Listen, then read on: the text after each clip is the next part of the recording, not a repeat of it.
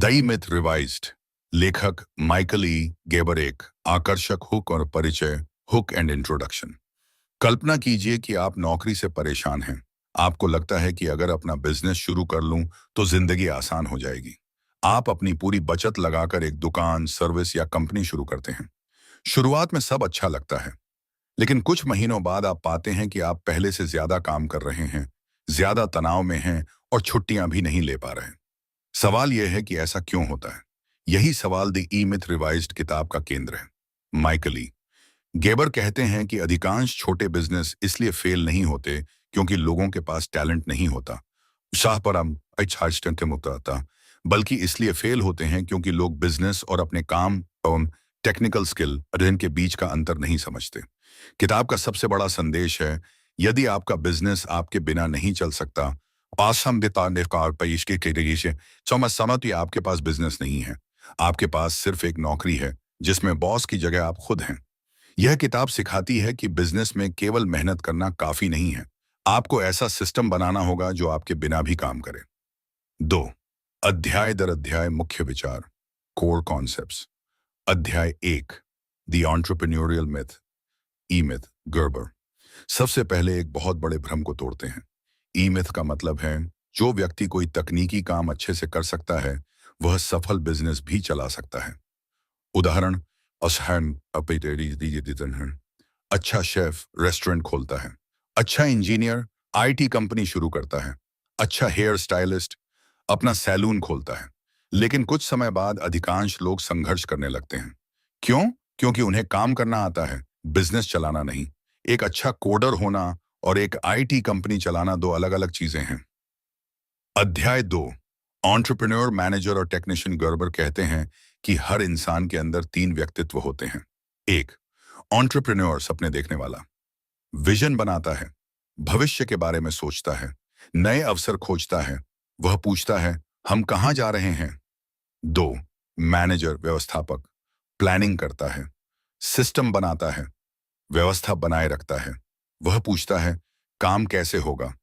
3, technician, काम करने वाला, वास्तविक काम करता है, वर्तमान में जीता है, वह कहता है मुझे काम करने दो। समस्या तब होती है जब टेक्नीशियन पूरी तरह हावी हो जाता है। छोटे बिजनेस मालिक अक्सर अकाउंटेंट भी होते हैं, सेल्समैन भी, मार्केटिंग हेड भी, एचआर भी, डिलीवरी बॉय भी। परिणाम, वे बिजनेस में काम करते रहते हैं, बिजनेस पर नहीं। अध्याय 3, बिजनेस डेवलपमेंट प्रोसेस। लेखक बताते हैं कि बिजनेस को बच्चे की तरह समझना चाहिए। हर बिजनेस 3 चरणों से गुजरता है। 1, इन्फेंसी स्टेज, शुरुआती चरण। यह शुरुआती उत्साह का समय होता है। मालिक हर काम खुद करता है, उसे लगता है मैं सब संभाल सकता हूं, लेकिन धीरे धीरे काम बढ़ता है। 2, एडोलेसेंट स्टेज, किशोरावस्था। अब बिजनेस बड़ा होने लगता है। मालिक कर्मचारियों को नियुक्त करता है, लेकिन वह हर चीज पर नियंत्रण रखना चाहता है। यहां अक्सर केओस शुरू होता है। 3, मैच्योरिटी स्टेज, परिपक्वता। यह वह स्तर है जहां सफल कंपनियां पहुंचती हैं। यहां सिस्टम होते हैं, प्रक्रियाएं होती हैं, स्पष्ट जिम्मेदारियां होती हैं। बिजनेस मालिक की मौजूदगी पर निर्भर नहीं रहता। अध्याय 4, working on the business versus in the business. किताब का सबसे महत्वपूर्ण अध्याय है।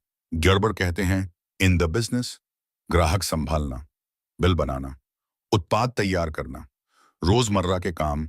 ऑन द बिजनेस, सिस्टम बनाना, रणनीति बनाना, भविष्य की योजना बनाना, विस्तार की तैयारी करना। अधिकांश लोग 95% समय बिजनेस IN बिताते हैं। सफल लोग बिजनेस ON काम करते हैं। अध्याय 5, turn your business into a franchise prototype. Gerber का सबसे प्रसिद्ध विचार यही है। वे कहते हैं अमाइस स्पामाइस डामाडेन, अपने बिजनेस को ऐसे डिजाइन करो जैसे कल उसे फ्रेंचाइज बनाना हो, भले ही आप कभी फ्रेंचाइज न बनाएं। इसका मतलब हर प्रक्रिया लिखित हो, हर कार्य का SOP हो, कोई भी नया व्यक्ति आकर काम सीख सके। उदाहरण, एक चाय की दुकान, अगर मालिक नहीं आया तो क्या दुकान बंद हो जाएगी? यदि हाँ तो सिस्टम कमजोर है। यदि कर्मचारी उसी गुणवत्ता से काम कर सकते हैं तो सिस्टम मजबूत है। अध्याय 6, प्राइमरी एम, जीवन का उद्देश्य। ग्योरबर कहते हैं कि बिजनेस शुरू करने से पहले आपको यह तय करना होगा, आप जिंदगी से क्या चाहते हैं? पैसा, स्वतंत्रता, समय, प्रभाव? क्योंकि बिजनेस सिर्फ पैसा कमाने का साधन नहीं है, यह आपकी इच्छित जिंदगी बनाने का वाहन है। पहले लाइफ डिजाइन करो, फिर बिजनेस डिजाइन करो। अध्याय 7, अब स्ट्रैटेजिक ऑब्जेक्टिव। अब सवाल आता है, आपका बिजनेस कैसा दिखना चाहिए? यहां आपको स्पष्ट करना होगा। लक्ष्य, वार्षिक आय, ग्राहक संख्या, टीम का आकार, बाजार में स्थिति। यदि लक्ष्य स्पष्ट नहीं होगा तो बिजनेस दिशा खो देगा। अध्याय 8, ऑर्गेनाइजेशनल स्ट्रेटजी। अधिकांश छोटे व्यवसायों की समस्या है कि कोई स्पष्ट संगठन संरचना नहीं होती। गेबर सलाह देते हैं, एक ऑर्गेनाइजेशनल चार्ट बनाओ, भले ही आज आप अकेले हों। उदाहरण, CEO, sales, marketing, operations, finance, customer service. शुरुआत में सारे रोल आप निभा सकते हैं, लेकिन भूमिकाएं स्पष्ट होनी चाहिए। अध्याय 9, मैनेजमेंट स्ट्रेटजी। मैनेजमेंट का काम लोगों को नियंत्रित करना नहीं है, मैनेजमेंट का काम है सिस्टम को मैनेज करना। लोग बदल सकते हैं, लेकिन अच्छे सिस्टम लगातार परिणाम देते हैं। इसीलिए बड़ी कंपनियां सफल होती हैं। वे लोगों पर नहीं, प्रक्रियाओं पर निर्भर रहती हैं। अध्याय 10, पीपल स्ट्रेटजी। गड़बड़ का मानना है कि अधिकांश कर्मचारी खराब नहीं होते, वे केवल खराब सिस्टम में काम कर रहे होते हैं। जब अपेक्षाएं स्पष्ट हों, प्रशिक्षण अच्छा हो, जिम्मेदारियां निर्धारित हों, तो लोग बेहतर प्रदर्शन करते हैं। अध्याय 11, मार्केटिंग स्ट्रेटजी। मार्केटिंग का मतलब विज्ञापन नहीं है, मार्केटिंग का मतलब है ग्राहक की दुनिया को समझना। आपको जानना होगा ग्राहक क्या चाहता है, उसकी समस्या क्या है, वह कैसे निर्णय लेता है। जब आप ग्राहक को समझ लेते हैं तो बिक्री आसान हो जाती है। अध्याय 12, सिस्टम्स स्ट्रेटजी।